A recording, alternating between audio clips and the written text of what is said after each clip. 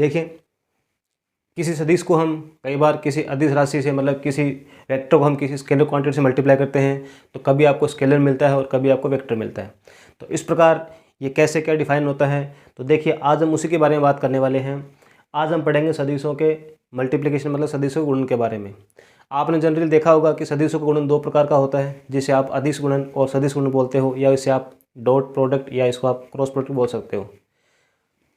तो आज हम इनके बारे में बात करने वाले हैं। हाय दोस्तों, मैं हूं मुकेश जांगिड़ और आप देख रहे हैं मेरे यूट्यूब चैनल मैथ्स टेक। तो चलिए लेक्चर शुरू करते हैं।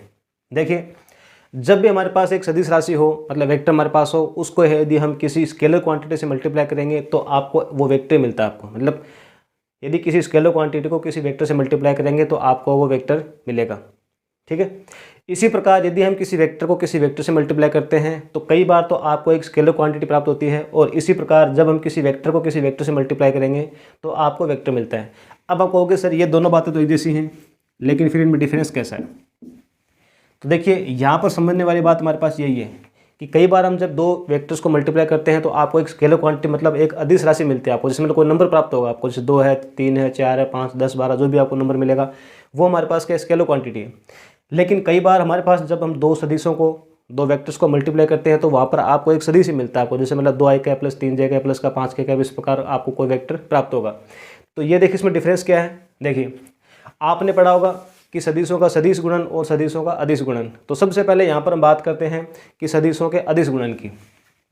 तो जो हमारे पास यहाँ पर फर्स्ट टाइप है वो है सदिशों का अदिश गुणन। सदिशों का अदिश गुणन, या जिसको आप बोल सकते हो बिंदु गुणन, या इसको आप बोल सकते हो डॉट प्रोडक्ट। किसी भी नाम से इसको आप डिफाइन कर सकते हो, जिस नाम से आपको समझ में आता है उसी नाम से इसको हम डिफाइन कर सकते हैं। अब देखिए, जब भी दो सदिशों को हम गुणा करते हैं और उनको गुणा करने पर आपको एक अचर राशि, उनको गुणा करने पर हमें क्या मिलेगा, एक संख्या प्राप्त होती है, तो इस प्रकार के गुणन को हम क्या बोलते हैं, सदिशों का अदिश गुणन बोलते हैं। क्यों? हमने दो सदिशों को गुणा किया, वेक्टर दोनों हमारे पास हैं, हमने दो सदिशों को क्या किया, गुणा किया, और गुणा करने पर आपको क्या क्या मिला, आपको एक अदिश। अदिश मतलब एक आपको संख्या प्राप्त हुई, एक आपको नंबर मिलेगा। तो ये क्या है, सदिशों का अदिश गुणन है, क्योंकि हमने सदिशों को गुणा किया और गुणा करने पर हमें क्या मिले, अदिश राशि मिली आपकी, मतलब हमें क्या मिल रहा है, स्केलर क्वांटिटी मिल रही है। इसका मतलब इस प्रकार के गुणन को हम क्या कहते हैं, सदिशों का अदिश गुणन कहते हैं। अब जब हम दो सदिशों को गुणा करेंगे और उनको गुणा करने पर आपको सदिश ही मिले, आपको जब हमने दो सदिशों को क्या किया, गुणा किया, और उनको गुणा करने पर ही आपको सदिश प्राप्त हो, तो इसे हम क्या कहते हैं, सदिशों का सदिश गुणन कहते हैं। इसको आप क्रॉस प्रोडक्ट भी बोल सकते हो। इसको क्रॉस प्रोडक्ट को हम इस प्रकार बोलते हैं, जैसे हमारे पास दो सदिश हैं, एक वेक्टर मेरे पास ए है और एक वेक्टर मेरे पास बी है। यदि मैं इन दोनों सदिशों को गुणा करता हूं और उनसे आपको मिलेगा एक अदिश राशि, एक स्केलर क्वांटिटी प्राप्त होगी, तो इसको हम लिखते हैं ए वेक्टर डॉट बी वेक्टर से। किन्हीं भी दो सदिशों का जो अदिश गुणन होगा, या जो हमारे पास डॉट प्रोडक्ट होगा या बिंदु गुणन होगा, उसको हम ए डॉट बी से लिखते हैं। इसी प्रकार जब हमारे पास दो सदिशों का आपको मिले सदिश गुणन, तो इसको हम बोलते हैं ए वेक्टर क्रॉस बी वेक्टर। ए वेक्टर क्रॉस बी वेक्टर का मतलब क्या है, ये हमारे पास क्रॉस प्रोडक्ट है, या ये हमारे पास सदिश गुणन है। ए क्रॉस बी में हमेशा आपको एक सदिश राशि मिलेगी, हमें क्या प्राप्त होगा, यहाँ से एक आपको वेक्टर मिलेगा। ए क्रॉस बी में कभी भी आपको एक स्केलर क्वांटिटी, मतलब एक नंबर नहीं मिलेगा। इसी प्रकार ए डॉट बी का मतलब हमारे पास है बिंदु गुणन या डॉट प्रोडक्ट। तो इस प्रकार जब भी ये गुणा करेंगे तो यहाँ से आपको एक संख्या मिलेगी, हमें यहाँ पर क्या मिलेगा, एक नंबर। इस प्रकार के गुणन में कभी भी आपको सदिश प्राप्त नहीं होगा, इसीलिए इसका नाम हमने क्या दिया, सदिशों का अदिश गुणन दिया है। क्योंकि सदिशों का अदिश गुणन का मतलब क्या है कि दो सदिशों को गुणा करने पर आपको एक अदिश राशि, मतलब एक स्केलर क्वांटिटी आपको मिलेगी, तो उसे हमने नाम दिया है दो सदिशों का अदिश गुणन।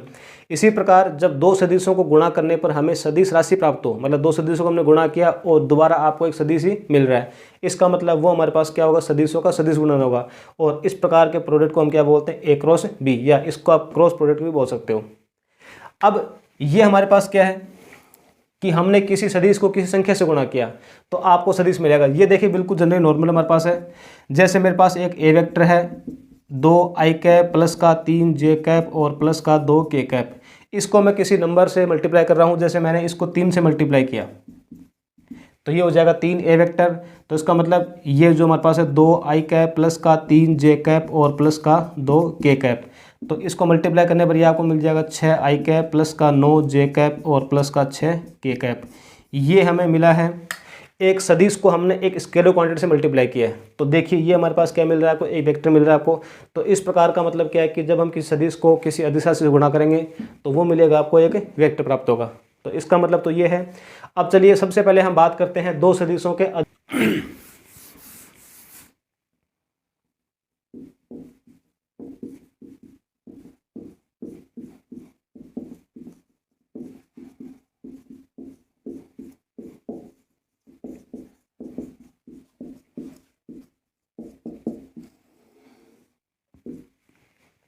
सबसे पहले हम बात करते हैं अदिश गुणन की। बिंदु गुणन बोल सकते हो इसको आप, या बोल सकते हो आप दो प्रोडक्ट का मतलब जो मेरे पास क्या हो, डॉट प्रोडक्ट हो।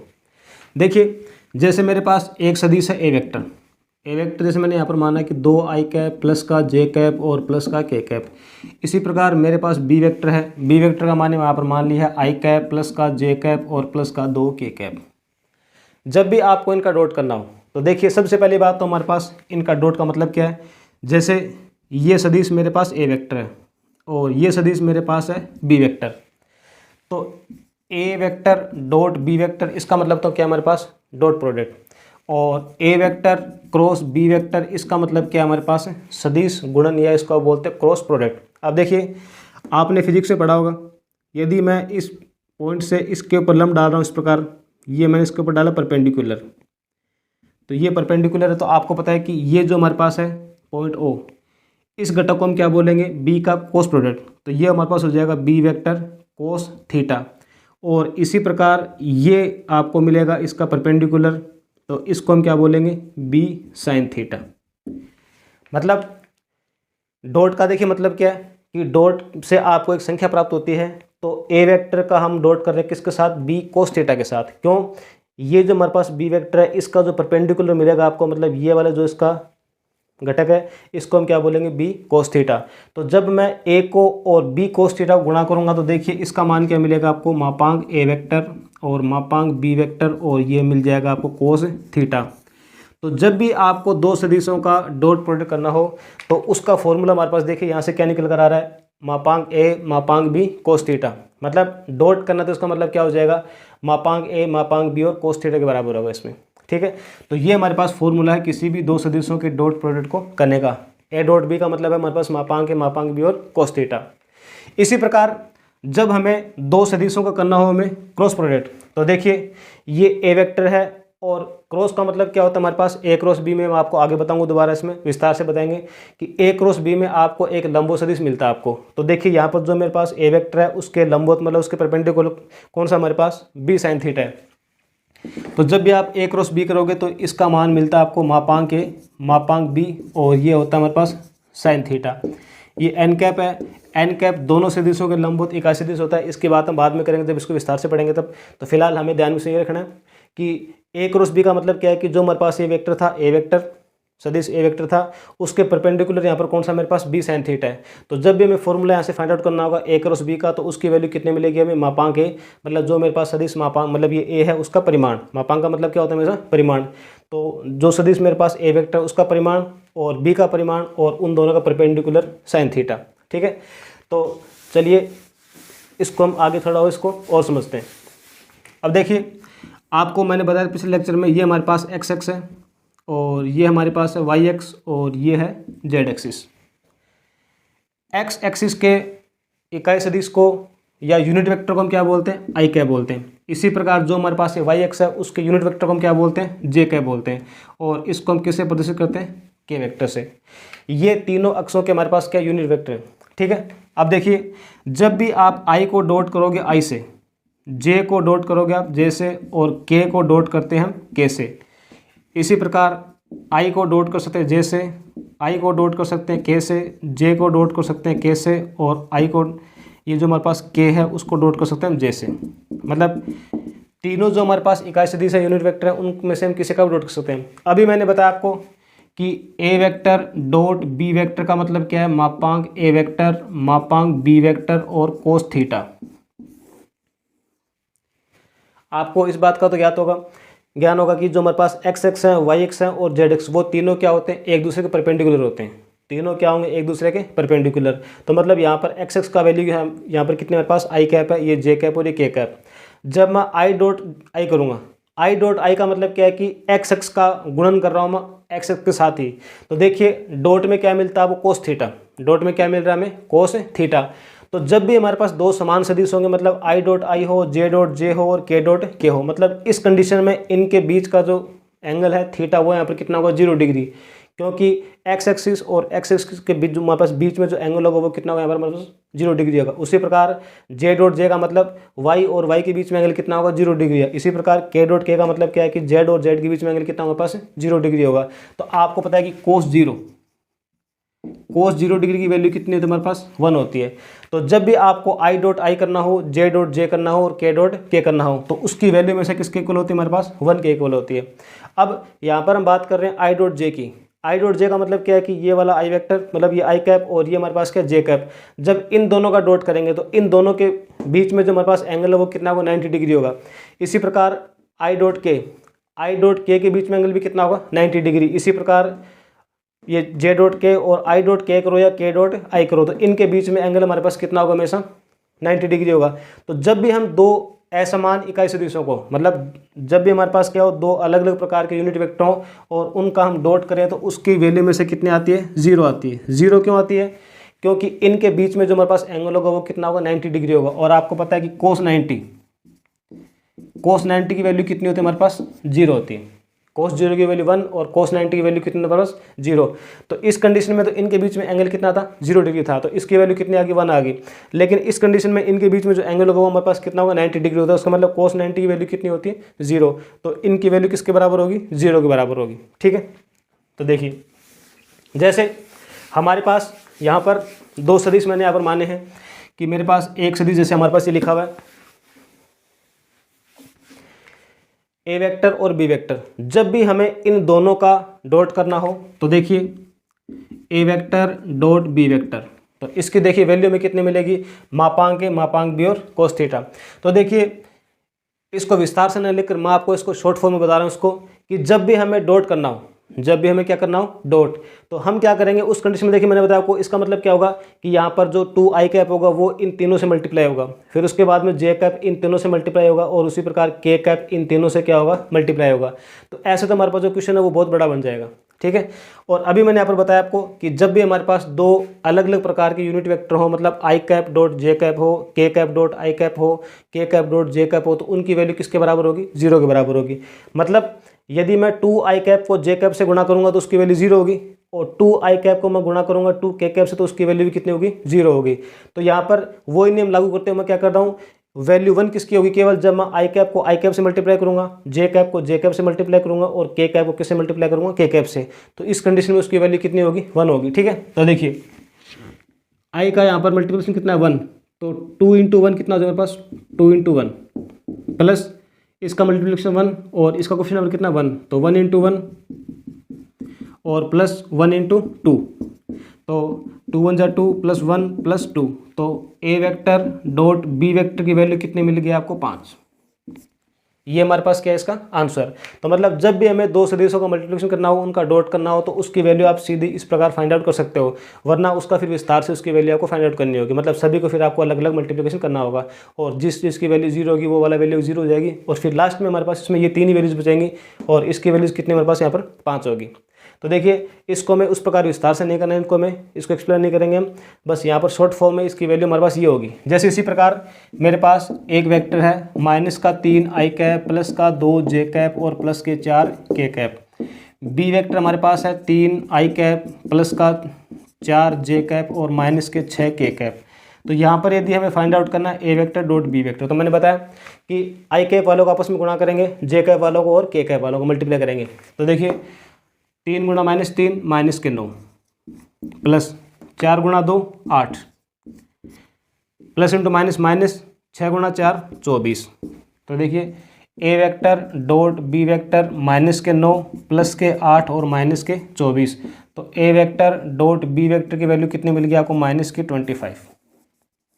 तो ए वेक्टर डॉट बी वेक्टर की वैल्यू कितनी मिल रही है आपको -25। तो देखिए इस कंडीशन में भी और इस कंडीशन में देखिए मेरे पास ए डॉट बी की वैल्यू किसके बराबर है, स्केलर क्वांटिटी मतलब एक अदिश राशि एक कांस्टेंट के बराबर है, और ए डॉट बी यहाँ पर भी हमारे पास जो इसकी वैल्यू वो किसके बराबर है, एक कांस्टेंट के बराबर है। तो इसीलिए हमने इसको नाम क्या दिया, अदिश गुणन दिया है, बिंदु गुणन इसको बोल सकते हो डॉट प्रोडक्ट। अब देखिए आगे इसमें देखिए कुछ क्वेश्चन करते हैं हम।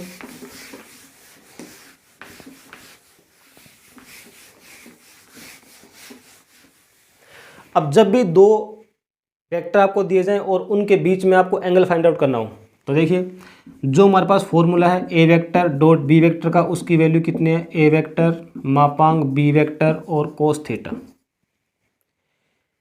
दो एंगल्स के बीच में एंगल फाइंड आउट करने का कोई अलग से फॉर्मूला नहीं है, ये फॉर्मूला जो बनाएंगे वो आपका इसी से बना हुआ है।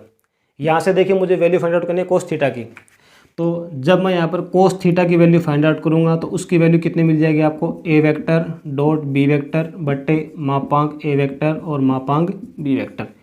ये हमारे पास फॉर्मूला बन के आया है इसी फॉर्मूले से। तो दो एंगल्स के बीच में मतलब दो हमारे पास वेक्टर्स हों उनके बीच में एंगल फाइंड आउट करने का हमारे पास कोई अलग से फॉर्मूला नहीं है। ये हमारे पास जो फॉर्मूला था डॉट का, A dot B equals to मापांक ए मतलब mod A mod B cos theta, तो ये जो हमारे पास कोस थीटा का जो फॉर्मूला है एंगल फाइंड आउट करने का वो आपका इसी से बना हुआ है। यहाँ से इसकी वैल्यू फाइंड आउट करेंगे तो मोड ए और मोड बी क्या हो जाएंगे, उसके डिनोमिनेटर में चले जाएंगे। तो A dot B equals to क्या हो जाएगा, मोड ए और मोड बी। अब देखिए जैसे मैंने यहाँ पर एक एग्जांपल लिया है कि 2 आई कैप प्लस का 3 जे कैप और प्लस के 2 के कैप। इसी प्रकार बी वेक्टर हमारे पास है 2 आई कैप माइनस के 3 जे कैप और माइनस के 2 के कैप। ये हमारे पास यहाँ पर दो एंगल्स हैं, इनके बीच में सॉरी दो वेक्टर्स हैं, इनके बीच में हमें क्या करना है, एंगल्स फाइंड आउट करना है। तो देखिए ऊपर तो क्या होगा, दोनों का डॉट, और अपॉन में क्या होगा, दोनों का अलग अलग मोड। तो मोड फाइंड आउट मैंने बताया था आपको कि जैसे हमारे पास कोई भी पिछले लेक्चर में मैंने बताया आपको कि आई कैप प्लस का 2 जे कैप और प्लस का के कैप। जब भी हमें इसका मोड फाइंड आउट करना हो तो मोड कैसे फाइंड आउट करते हैं, आई कैप का जो कोफिशिएंट होता है उसका स्क्वायर, जे कैप के कोफिशिएंट का स्क्वायर और के कैप के कोफिशिएंट का स्क्वायर, और उन तीनों का सम होता है। तो यहाँ पर देखिए आई कैप का जो कोफिशिएंट उसका वैल्यू कितनी 1, तो ये हो जाएगा 1 का स्क्वायर, प्लस जे कैप कोफिशिएंट 2 तो 2 का स्क्वायर 4, प्लस के का कोफिशिएंट 1 तो 1 का स्क्वायर। तो ए वेक्टर का जो मापांक है उसकी वैल्यू कितने मिल जाएगी आपको, ए का स्क्वायर 1 होता है तो 1 1 2 और कितने होंगे मेरे पास 6। तो मापांक यहाँ से ए की वैल्यू कितने मिल गई आपको, 6 मिल गई। इसी प्रकार यहाँ पर देखिए इन दोनों के बीच में हम एंगल फाइंड आउट करते हैं थीटा। जैसे मेरे पास ए वेक्टर ये है और बी वेक्टर मेरे पास ये है, ये वाला है, इन दोनों के बीच में angle theta, A dot B के बीच में एंगल कितना मान रहा हूँ मैं, थीटा मान रहा हूँ। तो कोस थीटा इक्वल्स देखिए ए डॉट बी, तो ऊपर दोनों का कर रहे हैं डॉट, तो डॉट मैंने बताया अभी आपको किस प्रकार फाइंड आउट करते हैं। आई कैप वाला आई कैप से गुना होगा तो मतलब ये कितना हो जाएगा, 2 दूनी 4, प्लस इंटू माइनस क्या होता है, माइनस होगा, 3 गुणा 3 9। इसी प्रकार प्लस इंटू माइनस माइनस और 2 दूनी 4 अपॉन अंडर रूट के अंदर मापांक ए। मापांक ए की वैल्यू देखिए कितनी हो जाएगी, आई कैप का स्क्वायर कितना हो जाएगा हमारे पास इसमें 4, प्लस 3 का स्क्वायर 9 और प्लस 2 का स्क्वायर 4। इसी प्रकार मापांक बी की वैल्यू 2 का स्क्वायर 4 प्लस माइनस 3 का स्क्वायर 9 और माइनस 2 का square 4। Cos theta equals to, अब देखिए प्लस 4 से माइनस 4 हमारे पास हो जाएगा कैंसिल आउट। अब ये माइनस का 9 अपॉन अंडर रूट के अंदर देखिए ये कितने मिल गए आपको, 4 और 4 8, 8 और 9 17, तो ये अंडर रूट 17 और ये आपके पास हो जाएगा अंडर रूट 17। तो कोस थीटा इक्वल्स टू इसकी वैल्यू में मिल जाएगी, ये मोड हटाने पर 9 अपॉन ये आपको मिल जाएगा 17। तो ये हमारे पास जो दोनों वेक्टर्स थे उनके बीच में क्या है, एंगल्स है, या इसको आप लिख सकते हो कि थीटा इक्वल्स टू क्या हो जाएगा, कोस इनवर्स 9 अपॉन 17। तो ये जो हमारे पास दो एंगल्स थे उनके बीच में मतलब जो हमारे पास दो वेक्टर थे उनके बीच में क्या हुआ, आपको से एंगल फाइंड आउट हुआ है। देखिए यहाँ पर इस बात का आपको ध्यान विशेष रखना है कि जब भी हमें दो वेक्टर्स हों उनके बीच में हमें एंगल फाइंड आउट करें, एंगल पूछे तो वो जो एंगल होगा वो आपके पास एंगल हमेशा 90 डिग्री से क्या होता है, कम ही होता है, मतलब छोटे वाला एंगल लेना आपको। जैसे ये हमारे पास ए वेक्टर है और ये हमारे पास बी वेक्टर है, तो ए और बी के बीच में एंगल आपका ये भी है और उसी प्रकार ए और बी के बीच में जो आपका एंगल है वो ये वाला भी है। ए का एंगल ये वाला है और ये वाला एंगल आपको मिल जाएगा 360 माइनस थीटा, क्योंकि किसी भी पॉइंट पे बनने वाले सभी एंगल्स का जो सम है वो कितना होता है 360 होता है। तो जब ये वाला एंगल हमारे पास थीटा है तो मतलब ये वाला जो पूरा बचेगा वो उसमें कितना हो जाएगा 360 माइनस थीटा। अब देखिए इन दोनों में से हमें एंगल कौन सा लेना है हमेशा आपके पास, जो दोनों में छोटा कोण हो। ए और बी के बीच में ये वाला एंगल भी है और ए और बी के बीच में हमारे पास ये वाला एंगल भी है, लेकिन ये वाला एंगल छोटा है और ये वाला एंगल हमारे पास क्या है, बड़ा है। तो जब भी आपको एंगल लेना हो तो वो एंगल हम कौन सा लेंगे, जो छोटा एंगल होगा वो लेंगे। लेने को हम ये भी ले सकते हैं, इससे भी इसकी वैल्यू जो हमारे पास होगी वो इसके बराबर होगी। क्यों, आपने पढ़ा होगा 11th क्लास में कि कोस 360 माइनस थीटा, क्योंकि डॉट में हम क्या ले रहे हैं, कोस थीटा ले रहे हैं। तो जब मैं यहाँ पर एंगल लेता हूँ ये वाला 360 माइनस थीटा, तो 360 माइनस थीटा का मतलब हम कौन से क्वाड्रेंट में, फोर्थ क्वाड्रेंट में, और फोर्थ क्वाड्रेंट में कोस किसका होता है, प्लस का होता है। और आपको पता है कि 360 पर वैल्यू चेंज नहीं होती, तो इसकी वैल्यू किसके इक्वल होगी, कोस थीटा की इक्वल होगी। तो चाहे आप कोस थीटा लिखो या कोस 360 माइनस थीटा लिखो, तो दोनों की वैल्यू किसके इक्वल होगी हमारे पास, ये कोस थीटा की इक्वल होगी। तो यहाँ पर इसको हम इसको आपको लिखना नहीं है, हम केवल यहाँ पर ध्यान क्या रखेंगे कि जो आपके पास दोनों वेक्टर्स होंगे उनके बीच में हमारा जो छोटे वाला एंगल होगा उसी को हम फाइंड आउट करेंगे। और ये जो आपके पास जो एंगल है वो आपका 180 से कम होगा तो आपको छोटा होगा, या फिर आपको 90 से कम भी हो सकता है हमारे पास। मतलब जो हमारे पास जो एंगल होगा थीटा आपका वो 0 से लेकर 180 के बीच में कैसे भी हो सकता है। अधिकतर कंडीशन में जो हमारे पास एंगल है वो आपका 90 से कम होता है या फिर आपका 180 से कम होगा। ठीक है, तो देखिए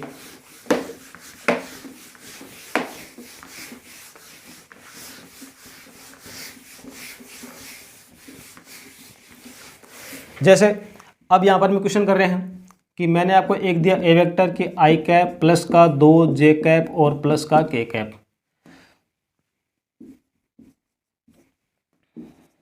का एक्स एक्स।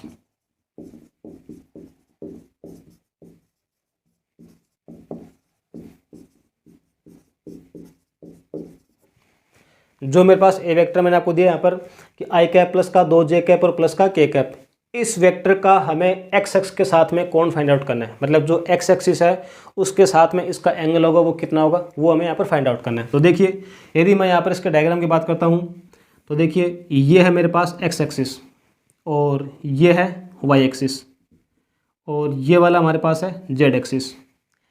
ये जो वेक्टर है मैंने माना कि ये वाला जो वेक्टर है वो कुछ इस प्रकार है, मतलब ये हमारे पास क्या है, ए वेक्टर है। ठीक है, इस वेक्टर का मुझे एंगल फाइंड आउट करना है किसके साथ, एक्स एक्सिस के साथ। तो मैंने ये माना कि ये जो मेरे पास एंगल होगा इस एक्स एक्सिस का इस वेक्टर के साथ कितना होगा, थीटा होगा।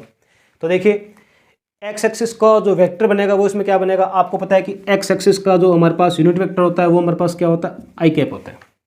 ठीक है, तो यदि मैं एक्स एक्सिस जो है उसका यदि वेक्टर फाइंड आउट करूं तो उसकी वैल्यू कितने मिल जाएगी आपको, आई कैप प्लस का 0 जे कैप और प्लस का 0 के कैप। क्यों, एक्स एक्सिस पे वाई की और जेड की वैल्यू कितनी होती है, 0 होती है। ठीक है, तो यदि मैं यहाँ पर एक्स एक्सिस का वैल्यू फाइंड आउट करूँ, मतलब इसका वेक्टर फाइंड आउट करूँ एक्स का, तो वो आपको मिल जाएगा आई कैप प्लस का 0 जे कैप और प्लस का 0 के कैप। तो ये मेरे पास बी वेक्टर मान लेता हूँ उसको मैं, और ये हमारे पास क्या है, ए वेक्टर है। तो मतलब अब इन दोनों के बीच में मुझे क्या फाइंड आउट करना है, एंगल फाइंड आउट करना है। तो देखिए ये हमारे पास formula cos theta equals to mod के अंदर ऊपर दोनों का डॉट, क्या करेंगे, ऊपर दोनों का डॉट होगा। तो देखिए जब इनका हम डॉट फाइंड आउट करेंगे तो देखिए आई कैप वाला जो कोफिशिएंट है वो किससे मल्टीप्लाई होगा, आई वाले से। तो यहाँ पर आई कैप का कोफिशिएंट कितना 1 है और यहाँ पर भी कितना 1, तो 1 × 1 1 प्लस जे का कोफिशिएंट 2 और यहाँ पर जे का कोफिशिएंट 0, तो 2 × 0 0 प्लस के का कोफिशिएंट 1 और यहाँ पर के का कोफिशिएंट कितना हमारे पास 0 है। तो मतलब ये आपके पास हो जाएगा 0 अपॉन अंडर रूट के अंदर मापांक ए और मापांक बी। तो सबसे पहले मापांक ए की वैल्यू फाइंड आउट करते हैं। तो 1 का स्क्वायर 1 प्लस 2 का स्क्वायर 4 और प्लस 1 का स्क्वायर 1, मापांक एक्स कैप तो मतलब 1 का स्क्वायर 1 और ये हमारे पास 0 है तो 0 और प्लस 0। तो कोस थीटा इक्वल्स टू यहाँ पर इसकी वैल्यू कितनी 1 अपॉन में ये हमारे पास √1 है और ये कितना हमारे पास √6 है, तो √6 × √1। तो कोस थीटा की वैल्यू कितने मिल जाएगी आपको 1/√6, या थीटा इक्वल्स टू क्या हो जाएगा, कोस इनवर्स 1/√6।